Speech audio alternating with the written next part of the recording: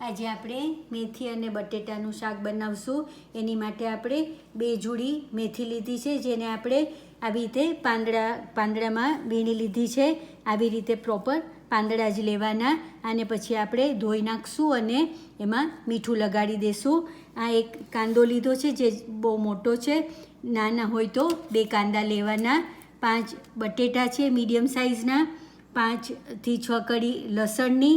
2 લાલ મરચાં, 5 લીલા મરચાં અને 1 ટુકડો આદુનો છે.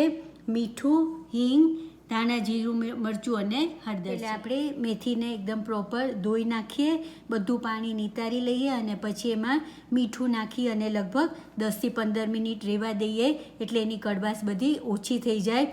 નહીંતર આ મેથી અને બટેટાનું શાકમાં બહુ જ કડવું લાગે છે અને પછી ખાવાની એટલી મજા નથી આવતી. મીઠું નાખશું એટલે ઘણી કડવાશ એની ઓછી થઈ જશે. બટેટાને આપણે છાલ ઉતારી અને ઝીણા નાના કટ કરી લઈએ.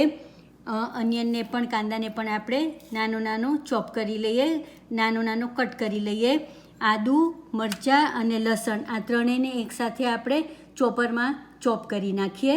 તો પહેલાં આપણે મેથી કરી નાખીએ. હવે અહીંયા જો આપણે મેથીના થોડા દાંડા લીધા હોય તો એને રફલી થોડું ચોપ કરી નાખવાનું, પણ જો થોડો લગભગ આવા પાંદડા જ લીધા હોય તો બહુ કાપવાની જરૂર નથી. એને આપણે મીઠું નાખી દઈએ અને એને આપણે 15 મિનિટ રહેવા દઈશું.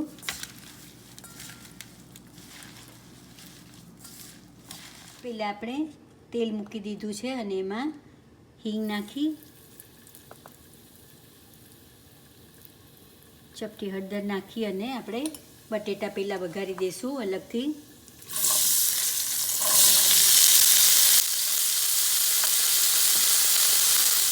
બટેટામાં મીઠું નાખી બટેટાના ભાગનું જ નાખશું અને ઢાંકી અને બટેટાને થવા દઈશું. અને બીજા ગેસ પર આપણે કાંદા અને આદુ, મરચાં, લસણ બધું વઘારી દઈશું. હવે આપણે બીજી કઢાઈમાં તેલ મૂકી અને હિંગ નાખી દઈશું. 2 લાલ મરચાં,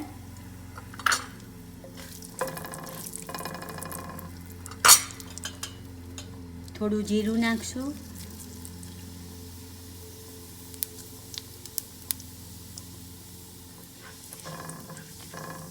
અને આપણે જે મરચાં અને લસણ કાઢ્યું છે તેને આપણે સાથે નાખી દઈશું. હવે આપણે કાંદા નાખી દઈશું.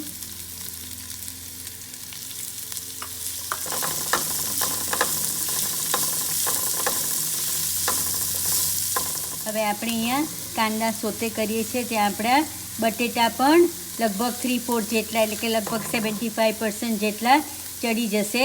એટલે આપણે એમાં કાંદાની સાથે મિક્સ કરી દઈશું અને સાથે મેથીની ભાજી નાખી, મસાલા નાખીને આપણે એને થવા દઈશું.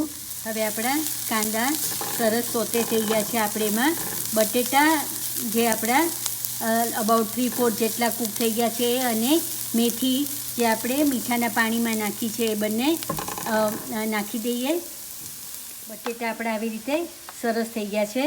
બટેટાને આપણે અંદર નાખી દઈએ. પ્રોપર હલાવી નાખવાનું. ગેસ હવે એકદમ ધીરો કરી નાખશું આપણે. અને મેથી આપણે આવી રીતે નીચોવી અને પ્રોપર નાખવાની, એટલે એની કડવાશ બધી ચાલી જાય અને સરસ એનો સ્વાદ આવે.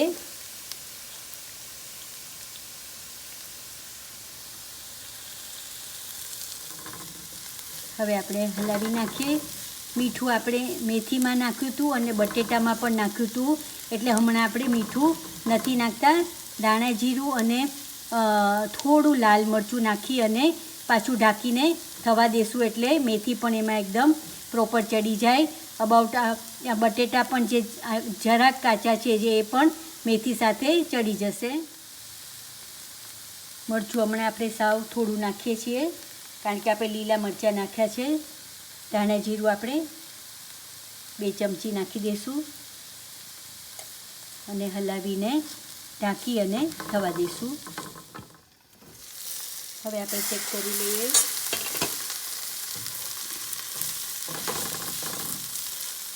હવે મેથી અને બટેટા બંને સરસ થઈ ગયા છે. ગેસને આપણે બંધ કરી દઈએ. અહીંયા ખાસ ચાખી જોવાનું કે મીઠું બરાબર છે કે નહીં. મરચું પણ ચાખી લેવાનું અને ત્યાર પછી જ નીચે ઉતારવાનું. આપણે એકવાર ચોક્કસ ચાખી લઈએ. અહીંયા